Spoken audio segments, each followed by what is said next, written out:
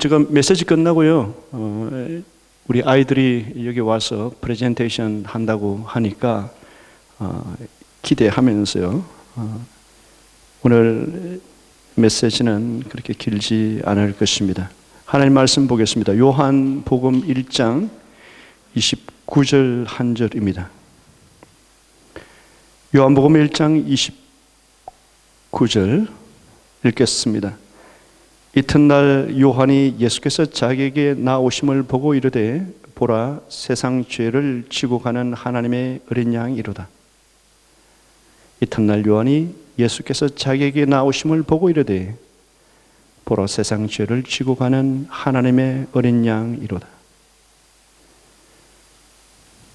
하나님의 어린 양. 구약에서 어린 양은 속죄의 목적으로 하나님께서 예비하신 어린 양은 누구일까? 예수님을 보시고 세례 요한이 보라 세상 죄를 지고 가는 하나님의 어린 양이다. 이렇게 소개를 합니다. 하나님의 어린 양이 필요하다는 것은 인류는 죄의 처리가 필요하다는 뜻입니다. 사람들은 이를 위해서 많은 동물의 피를 흘렸는데 성경은 황소와 염소의 피가 능히 죄를 없이 하지 못한다 했습니다.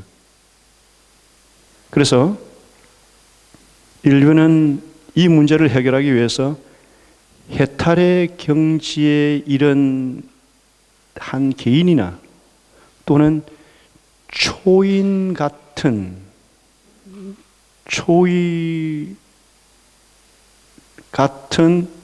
어떤 사람들이 필요하고 그 사람들에 의존해서 구원을 받으려고 시도를 했습니다. 사도행전 4장 12절에 다른 이로서는 구원을 받을 수 없나니 천하 사람 중에 구원을 받을 만한 다른 이름을 우리에게 주신 일이 없다고 했습니다.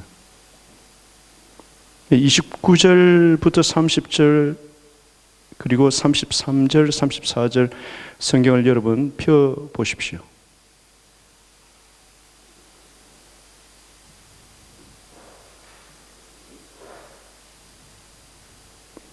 세례 요한이 이렇게 말합니다.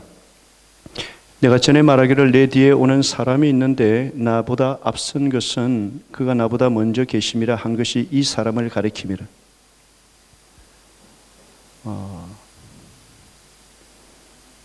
세례 요한은 예수님보다 6개월 먼저 태어난 예수님의 친척입니다. 그가 6개월 형임에도 불구하고 예수님을 향해서 이런 표현을 써요. 내가 전에 말하기를 내 뒤에 오는 사람이 있는데 그런데 나보다 앞선 것은 그가 나보다 먼저 계심이라 한 것이 이 사람을 가리킵니다. 내가 6개월 먼저 태어났지만 이 사람이 내 뒤에 6개월 뒤의 모습을 드러낸 이 사람이 나보다 먼저 계셨다.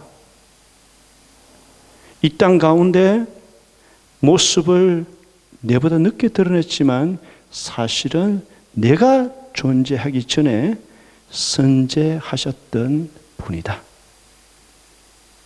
그러면서 33절, 34절에 세례 요한은 이렇게 고백합니다. 나도 그를 알지 못하였으나 사촌 동생으로만 알았으나 이 말이에요. 나를 보내어 물로 세례를 베풀러 하신 그이가 나에게 말씀하시되 하나님이 유대 광야에서 하나님을 추구하고 금식하며 그분의 나라가 임하기를 기다리고 있는 나에게 하나님 아버지가 계시하기를 이 말을 했다는 거예요. 성령이 내려서 누구에게든지 머무는 것을 보거든 그가 곧 성령으로 세례 베푸는 이인 줄 알라 하셨기에 내가 보고 그가 하나님의 아들이심을 증언하였노라. 이스라엘 백성들은 메시아가 올 것을 믿었습니다. 그런데 이렇게 생각했어요. 구원자가 오실 것인데 이스라엘 백성들 가운데 어떤 아들이 태어날 것이다. 그런데 특출난 남자, 하나님께서 이스라엘 백성들 가운데 역사의 어떤 일정 시점이 되면은 정말 놀라운 역할을 할 한 남자를 태어나게 해서 하나님의 구원의 역사를 이루어 가실 것이다. 그가 구세주, 인격적으로 능력적으로 이스라엘 백성을 향한 권능적인 역사를 일으킴으로써 우리를 회복시키는 그 역할을 하실 것이다. 이렇게 기대를 했습니다. 하나님의 아들이 사람이 되어 오실 줄을 몰랐습니다. 그런데 세례 요한이 예수님을 보면서 성령이 그 위에 내려서 머물러 있는 것을 보면 너는 지금 요단강에서 물로 세례를 베풀지만은 그 분은 성령으로 세례를 베푸는 하나님의 아들인 줄 알라고 계시를 해놓았던 것입니다. 세례 요한은 그의 생애를 들여서 헌신의 삶을 살면서 주님의 나라가 임하기를 원했고 이스라엘 백성들의 마음을 회개의 세례를 베풀므로써 다가올 그분을 맞이할 준비를 시킨 전령이에요. 세례 요한은 자기가 메시아가 아니라는 것을 알고 있었습니다. 사람의 마음을 준비시키는 전령이었어요. 그런데 누구를 소개해야 되고 누구를 전해야 되는지에 대한 당사자를 모르는 가운데 백성들을 준비시키고 있었어요. 그런데 어느 순간 성령님께서 그 위에 머무시는 것을 보면서 저 분을 소개하라는 것이구나. 저 분이 하나님의 아들이심을, 성령으로 세례를 베푸는 분이심을 백성들의 마음 가운데 심으라는 것이구나라는 메시지를 전하게 됩니다. 자, 2000년 전에 모습을 드러낸 이 하나님의 아들은 어떤 분이셨을까? 베이비로 오신 그분은 우리가 그분의 나심을 축하하고 감사해 하는 그분은 과연 어떤 분이신데 이 세상에 하나님의 어린 양으로 오셨을까? 이사야 9장 잠시 보겠습니다. 이사야 9장 5절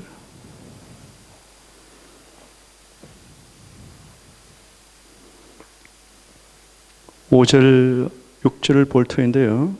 5절 보십시오. 어지러이 싸우는 군인들의 신과 피 묻은 그 도시 불에 습같이 살라지리니. 성경은 여러분들이 대할 때마다 새로운 진리와 빛 가운데로 우리를 인도하는데요. 그러나 그 작업을 하기 전에 항상 문맥에 대한 이해를 하고 난 다음에 특정 구절을 이해하도록 애를 쓰십시오. 여기 5절은 어떤 정황 가운데 되어지는가 하면 북이스라엘의 갈릴리 그 지역에 아수르 군대가 와서 쑥대밭을 만들었어요. 그게 BC 733년쯤에 있었던 일입니다. 이사야 선지자는 북이스라엘, 특히 갈릴리 지역 이곳에 황폐케 되는 그 경험을 보면서 아수르 군대가 군인들의 그 신발 또 사람을 죽여서 피가 묻혀진 그러한 군복들을 보면서 예언을 합니다. 언젠가 때가 이르면 이러한 상황이, 비참한 상황이 역전이 되는 때가 이를 것이다. 어지러이 싸우는 군인들의 신과, 이 말은 전쟁터를 누볐던 전사들의 그 군화들, 그리고 피 묻은 겉옷, 피로 얼룩진 군복들이 불에 습같이 살라지는, 다시 말해서 이러한 군화들, 피로 얼룩진 그 군복들이 불을 떼는 연료로 소각되어지는 그때가 올 것이다. 언제? 6절에 한 아기가 우리에게 낳고 한 아들을 우리에게 주실므로써 말이에요. 우리가 아기 예수님, 한 아들, 그분을 기리고 송축해요. 이스라엘 백성이 역사 가운데 분명하게 어떤 일이 일어났는데 아수르가 갈릴리 지역, 북쪽 지역을 황폐화시켰어요. 절망적이에요. 그런데 그들의 신었던 그 신발, 입었던 피 묻은 군복들이 살라지고 다시는 전쟁을 연습하지 아니한 때가 오는데, 그것을 가능하게 하는 것은 한 아기가 우리에게서 낳고 한 아들을 우리에게 주심으로 말미암아 가능합니다. 그 아들은 누구인가? 이사야 선지자는 아주 비밀스러운 묘사를, 한 아기, 한 아들에 대한 묘사를 이어갑니다. 우리가 잘 아는 6절의 말씀입니다.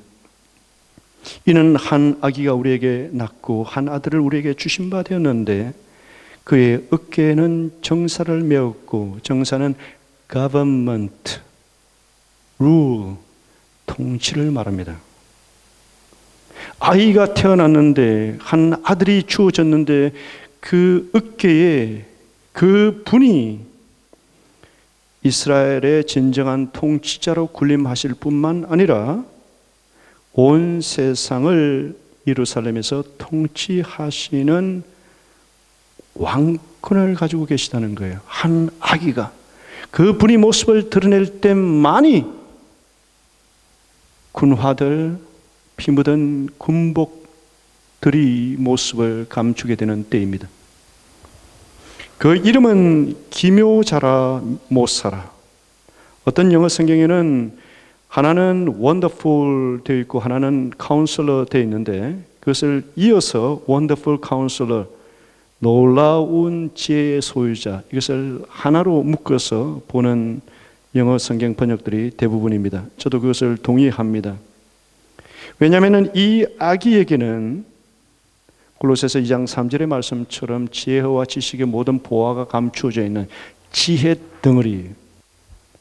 여러분들이 잠언을 읽을 때 지혜를 다른 금은 보화보다 우리가 가치 있게 여기는 무엇보다도 사모할 것이라고 하는 묘사가 많은데, 그것을 일반적인 지혜, 세상 살아가는 뭐랄까요, 돈을 버는 감각, 인간관계 가운데서 매끄럽게 하는 처세 방식, 그렇게만 지혜를 이해하면은 글쎄요, 돈을 벌기 위해서 금보다 기억이라? 아니, 그건 말이 안 돼요. 왜냐하면 이 지혜는 인격이기 때문에 그렇습니다. 지혜와 지식이 가득 차 있는 그 자체인 예수 그리스도입니다. 이 아기에 대한 세 번째 묘사가 뭡니까? 전능하신 하나님이라. 전능자 하나님이래요. 골로새서 1장 16절에 만물이 그에게서 창조되되 하늘과 땅에서 보이는 것들과 보이지 않는 모든 것들이 이 아기를 통해서. 네 번째는 영존하시는 아버지라. 아기인데 영존하시는 아버지. 대부분의 영어 성경은 everlasting father 그렇게 되어 있습니다.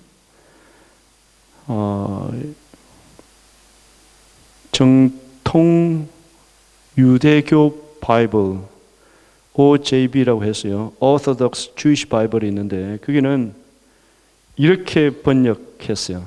Possessor of Eternity, 영원의 소유자, 영원을 소유하고 계신 분. 우리가 영원의 아버지라는 이 표현, 거짓의 아버지, 거짓의 아비, 그러면은 어떤 뜻을 가져요? 거짓은 이 존재에게서 다 나온다, 그런 뜻 아니에요. 요한복음 8장 44절에 그 개념이 있습니다. 마귀를 향해서 거짓의 아비 그런단 말이에요. 거짓은 여기서 흘러나오는 거죠. 영혼의 아버지, 영혼의 아비, 영생은 예수 그리스도로부터 나옵니다. 영원한 삶은 아들이 있는 자에게는 생명이 있고, 요한 1서에서 말한 이유가 거기에 있습니다. 하나님의 아들을 통해서만 이 생명이 흘러나옵니다. 영존하시는 아버지, 평강의 왕이라. 이 평강은 세상에서 나오는 것 아닙니다. 이 평강은 하나의 인격체로부터 나와요. 여러분들에게 성경을 암송하라는 그 권면을 자주 합니다. 귀담아 듣는 사람도 있고, 수십 번 외쳐도 실행에 옮기지 못하는 대부분의 사람들을 제가 봅니다. 저는 3년이고 4년이고 계속 말씀을 암송하라고 강조하고 또 강조할 것입니다. 왜냐하면 이 말씀을 암송해서 내가 영혼이 잠잠해지고 그 말씀이 내 것이 되었을 때 인격이신 그 주 예수님께서 나에게 말씀하시고 나를 이끌어 가실 수 있는 방편을 내가 만들어 드리는 것이기 때문입니다. 그 작업을 안 해놓으면 나의 영혼은 공허해질 수밖에 없습니다. 뭔가 이루어 놓은 것 같은데, 아는 것 같은데 공허해요. 인격체로부터 평강이 나옵니다. 평강은 지금 내가 살고 있는 이 환경을 내 스스로 손대어서 안전을 확보함으로써 만들어지는 게 아닙니다. 지금 우리를 다가오는 세상은 아무리 우리가 지혜롭게 미래 예측을 해도 한계가 있을 수밖에 없습니다. 세계에 일어나는 정치, 경제적인 그런 변화는 물론이고요. 이건 거대한 규모로 일어나는 것이고, 1차적으로 내 몸에 일어난 일에 대한 미래 예측 아무도 알지 못합니다. 아무도 알지 못합니다. 내 가족 가운데 있게 될 경제적인 미래 예측, 그렇게 변수를 하나하나씩 불안하게 만드는, 두렵게 만드는 변수를 하나하나 줄이기 위해서 우리가 택하는 방식이 더 가지는 것이에요. 그래서 더 많이 확보해 놓는 것이에요. 곳곳에. 근데 그것은 답이 아니에요. 나의 건강에 대한 예측을 할 수 없습니다.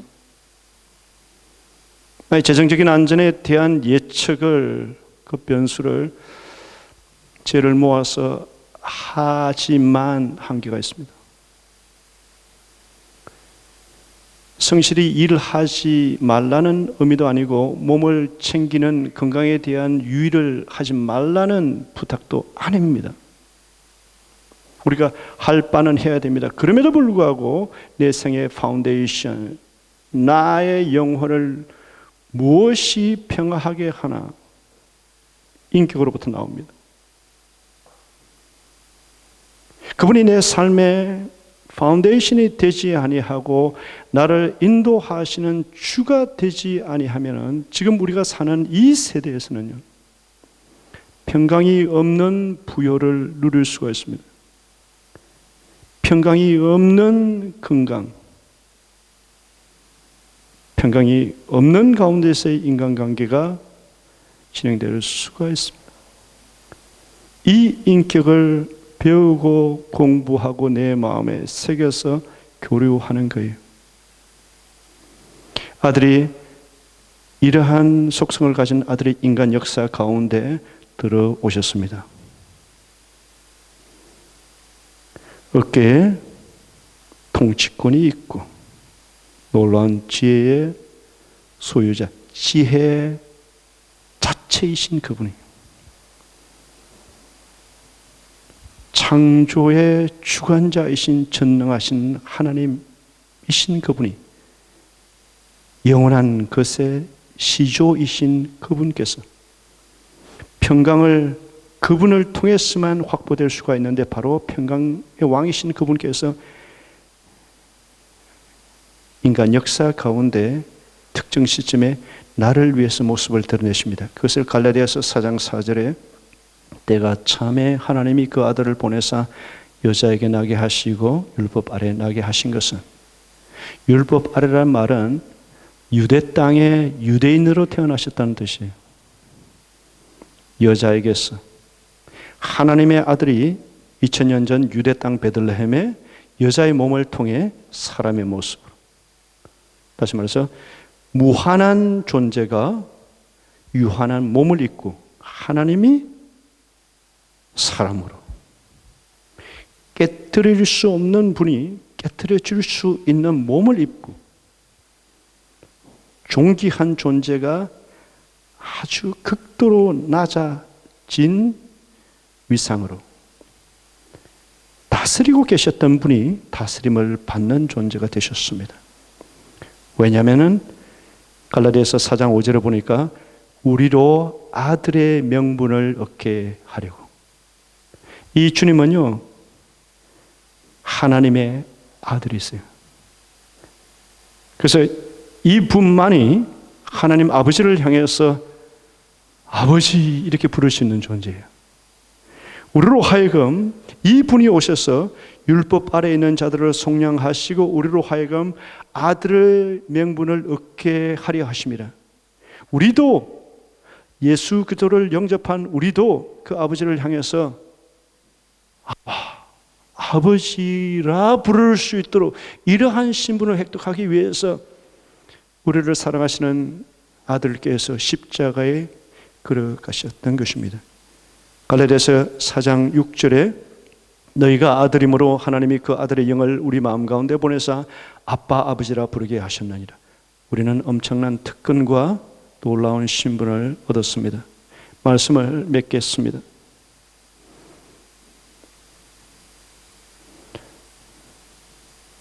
저는 이 말씀 결론 부분에 처음에 시작했던 요한복음 1장 그 부분으로 여러분들이 가셨으면 좋겠습니다.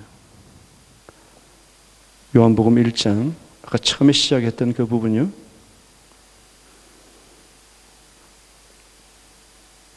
요한복음 1장 29절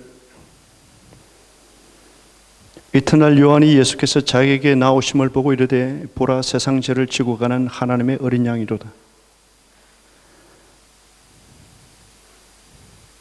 33절 나도 그를 알지 못하였으나 나를 보내어 물로 세례를 베풀라 하신 그이가 나에게 말씀하시되 성령이 내려서 누구 위에든지 머무는 것을 보거든 그가 성령으로 세례를 베푸는 이인 줄 알라 하셨기에 내가 보고 그가 하나님의 아들이심을 증언하였노라 하니라.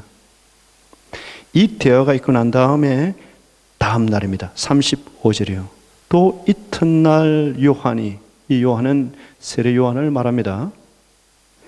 자기 제자 중 두 사람과 함께 섰다가 세례 요한을 따르는 제자들이 있었습니다. 헌신한 무리들입니다. 세례 요한을 하나님의 거룩한 하나님의 사람으로 알고 따랐던, 다시 말해서 헌신한 이들이었습니다. 요한은 자신이 빛이 아니고 자신이 진리가 아니고 자신이 메시아가 아님을 알고 오직 그의 신분과 존재 목적은 누구를 소개하는 데 있었어요. 그래서 그분이 흥해지도록, 그분이 스포트라이트를 받도록, 자기 자신에게 스포트라이트가 비추어질 때 아니다, 이분에게 관심이, 이분에게 사람들의 마음이 가도록 자기 자신은 그분이 등장하게 될 때 쓰러져야 되는, 망해야 되는 그러한 신분 인식이 있었습니다. 자, 이제 하나님의 아들이 하나님의 어린 양으로 모습을 드러내셨습니다. 그랬을 때 이 하나님의 사람이 어떻게 하는지 보았으면 좋겠습니다. 또 이튿날 요한이 자기 제자 중 두 사람과 함께 썼다가 예수께서 근이심을 보고 말하되 보라 하나님의 어린 양이로다. 37절 두 제자가 그의 말을 듣고 예수를 따르거늘 보라 너희가 따라야 될 너희 삶을 완성할 내가 주지 못하는 것을 가진 나는 단지 소개자의 역할, 광야에서 외치는 자의 소리에 불과한 그 외치는 그 내용을 구성하고 있는 분 저기 가신데 보라 하나님의 어린 양이로다. 이 두 제자가 예수님을 따릅니다. 저는 가장 중요한 접촉이고 이 만남의 순간이라고 생각합니다. 졸졸 따라가니까 38절 보십시오. 예수께서 돌이켜 그 따르는 것을 보시고 물어 이르시되 무엇을 구하느냐? 디제데이다. What are you seeking? 무엇을 구하느냐? 이 제테오라고 하는 헬라어 단어는요, 무언가를 찾고 있다 또는 추구하고 있다 이런 뜻과 함께 desire,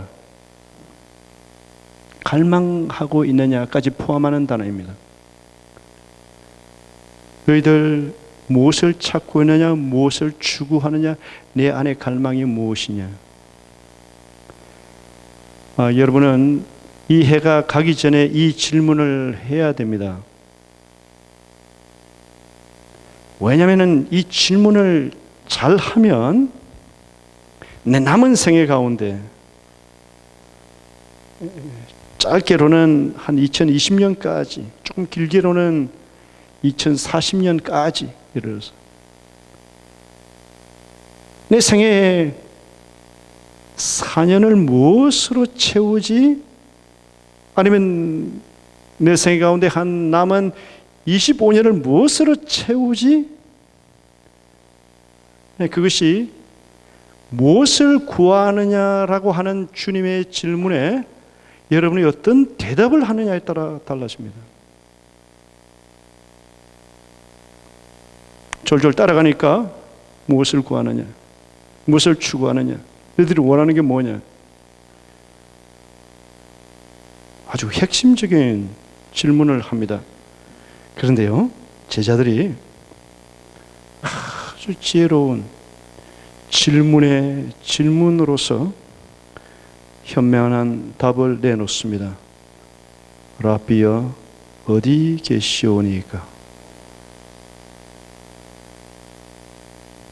예수님께서 말씀하십니다. 39절 예수께서 이르시되 와서 보라. 그러므로 그들이 가서 계신 데를 보고 그날 함께 거하니. 이 세상에서 만남처럼 중요한 것이 없습니다. 만남이 나를 있게 하고 만남들이 나의 영혼을 결정해요. 이 제자들은 주님의 질문에 라피어 어디 계시오니이까? 예수께서 이르시되 와서 보라. 그러므로 그들이 가서 계신 데를 보고 그날 함께 거하니. 이 선택으로 말미암아 그들이 요한계시록 마지막 부분에 그들이 이름이 새 예루살렘을 형성하고 있는 기초석 가운데 이 두 제자가 들 수 있었던 거예요. 선택을 한 것입니다. 주님께서 우리에게 질문하십니다. 그분이 어떤 존재인지. 이사야가 지금부터 2700년 전에 보았던, 들었던 우리 주님에 대한 놀라운 계시, 한 아기, 한 아들이 우리에게 주어졌다. 이 아들이 2000년 전에 여자에게서 모습을 드러내시고 지금은 보이지 않지만 보이지 아니하는 그분을 내가 믿고 구주라고 고백했어요. 그 고백한 주님이 어디 계시는가? 성령님을 통해서 그분은 지금 우리에게 무엇을 구하느냐고 묻고 있습니다. 그래서 이 질문에 여러분들이 정말 숙고한 가운데 답을 해야 돼요.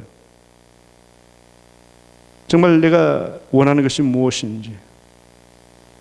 그것이 골로새서 3장에 있는 말씀처럼 위의 것을 구하는, 이 땅의 것이 아니라 위의 것을 구하는 그런 목표 설정이 되면 될수록 이 땅의 삶을 제대로 살 수가 있습니다. 그래서 여러분들은 멀리 보시기를 바랍니다. 그리고 주님께서 주시는 이 음성에 따라서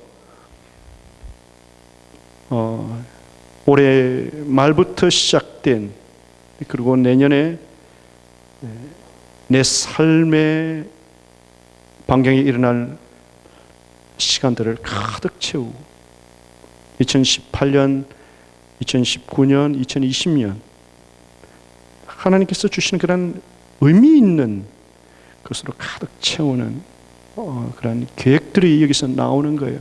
이 질문을 바르게 함으로써 가장 중요한 것, 예수께서 이르시되 와서 보라. 그러므로 그들이 가서 계신 데를 보고 그날 함께 거하니라. 지금은 예수님 물리적으로는 없습니다. 그럼에도 불구하고 그분과 함께 계실 수 있는, 그분으로부터 배울 수 있는, 그분과 접촉하고 연결될 수 있는 무언가를 성령의 도우심을 따라서 여러분 만드셔야 됩니다. 왜냐하면 주님께서 지금 초청하고 계시고 주님의 열망이기 때문에 그렇습니다. 이런 중요한 동행이 가장 위대한 초청을 받은 여러분들에게 있기를 주의 이름으로 축복합니다. 우리 다 일어나셔서 잠시 기도하는 시간 가지고요.